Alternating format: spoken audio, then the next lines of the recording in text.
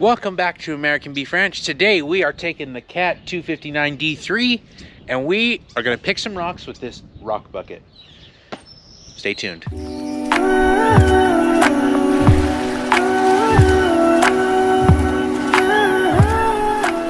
Hey everybody, welcome back to American Beef Ranch. Thank you for stopping in. I appreciate it a lot. Make sure you guys get down there, like and subscribe and comment and do all that awesome stuff. So today we are picking rocks with that Cat 259D3. You guys are going to see that in just a minute, but first, my side-by-side is down at my pumps. I don't know, about a quarter-mile walk. I'm going to walk down there and get my side-by-side. We're going to go check some irrigation water, make sure everything's going good, because that's what we do here. We irrigate with pressurized irrigation, and I have a lot of pivots, or I only have a few not pivot items, so we're going to go check. And also I wanted to check one other pivot. I had an issue with it. It stopped the other day. I was going to stop it anyway, but it stopped on its own, and I don't know why, and I need to figure out why, because it doesn't need to do that. So anyway, let's go get our side-by-side. Okay, so we made it down here to our irrigation pumps. See, we got our pond, our sump, and then our pumps. And a leak. So what we do is this pump and this pump are connected. This pump is our backup. That's our priming pump, so we don't use that one very often. Water comes out of the ditch into there through a screen into the sump. In the bottom of the sump, there's pipes that go from the bottom of the pumps and in, and they suck water up. The pumps suck water up and then into this manifold here. And with the set of valves at the pivots and everything, I direct water to pivots and things as I need them. And right now it's all on the big pivot, which you probably can't see, but it's the pivot out here, and then it waters in those acres. So that's how our pump setup here is set up. We got all the control panels. We have phase converters. All the pumps run off of 3-phase power, but unfortunately we don't have 3-phase available. So we have to convert that to 3-phase. So that's what those big things right there do. Those are called rotophases. They convert so much energy for so many horsepower of motor. And then yeah, everything runs off of 3-phase because it's way more efficient. You use less electricity that way. If you were to pump with single phase and run the pivots with single phase, it would probably cost at least double what it does. And it's already expensive, so. Anyway, let's run out and check this big pivot and make sure it's moving, and then we're going to go to this little pivot and figure out why it ain't working.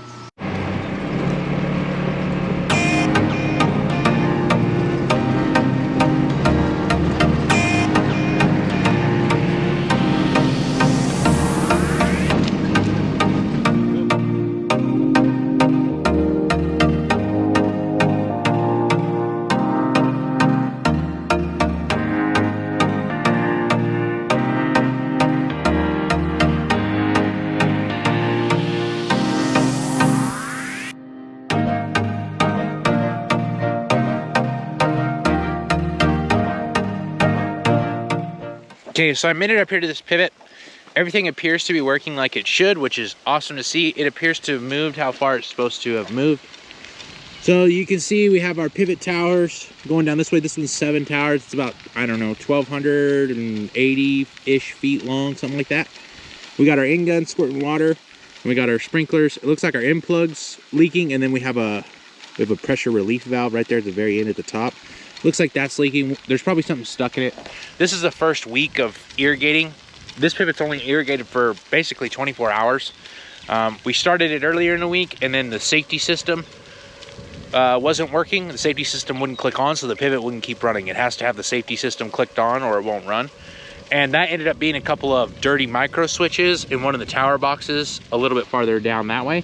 The tower boxes are like the little black boxes that you see on top of the towers. This guy right there, that's the tower box, and those are the electrical controls for the entire pivot.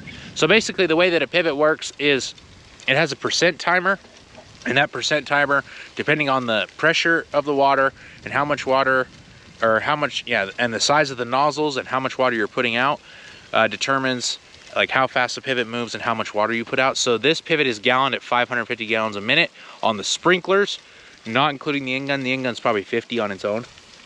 Excuse me. And like I said, it works on a percent timer. So the percent timer works like this. If the percent timer is set at 25%, it's 25% of a minute. So every minute starts over, the wheels, if it's set at 25%, the wheels are gonna move for 15 seconds. Like this one's moving right now. And that's the end tower. So the percent tire controls the end tower, and then control rods and control boxes connect the rest of the pivot and keep the rest of the pivot in line. So every tower follows this tower right here, the end tower. So right now this pivot's set at 20%. So that means for every 20% of a minute, this pivot's gonna be moving, which about 12 or 13 seconds. It's gonna move every minute over and over again. And that correlates to so much water getting on the ground in inches, like how much water, like, you know, if you say you got a 1/4 inch or something of rain, that's kind of same thought process here. You notice our sprinklers are, I don't know if you can tell from here, but they're all kind of streamy. They have streams coming out of them, and they're on drops, so they're a little bit lower down. The reason that we like that is because when the water comes out closer to the ground, it's more efficient. So we're getting like 95% efficiency on these sprinklers with the water, which is obviously, water is super precious. So it's super important that all the water we put out gets to the ground. And these sprinklers, they have a wide pressure range. So they work in a wide pressure range. And the streams help us fight a little bit of wind too. We have some wind here, and the streams help keep more consistent instead of the small droplets.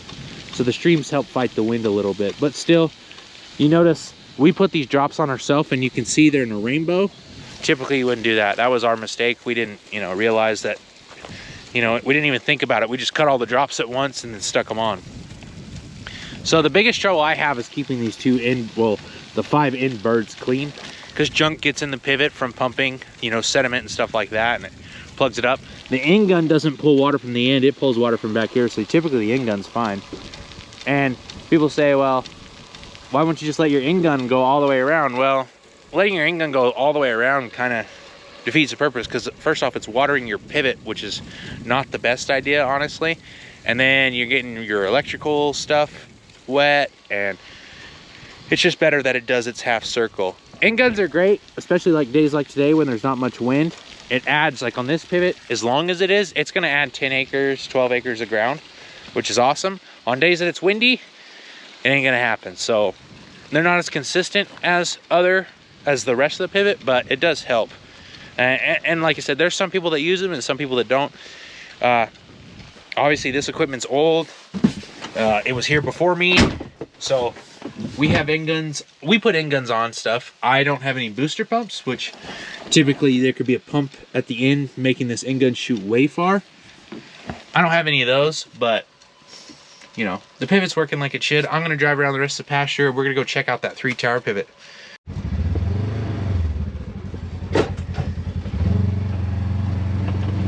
Everything appears to be in order with this pivot. Can't really figure out why it's acting the way that it's acting. But I guess that's a project for another day, because we got other stuff that's more important to do. GoPro, stop recording.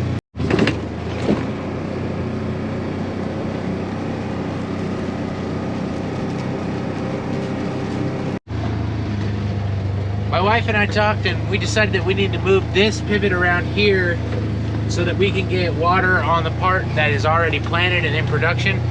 This is the part that we're working on to get the rocks out. I'll show you that in a minute, but first, I wanted to take a look at the gearbox that we changed earlier and listen to it. So in an earlier video, we changed this gearbox and a couple of U-joints, and as you can see, it's working very smoothly and very beautifully, just like it should. So this pivot's turned up pretty high. It's gonna move around. We'll work around it as we're moving and cleaning up rocks. I gotta deliver the hay bale on the back of the side-by-side to my wife so she can feed her horses. And then we're gonna grab that side-by-side and get to work.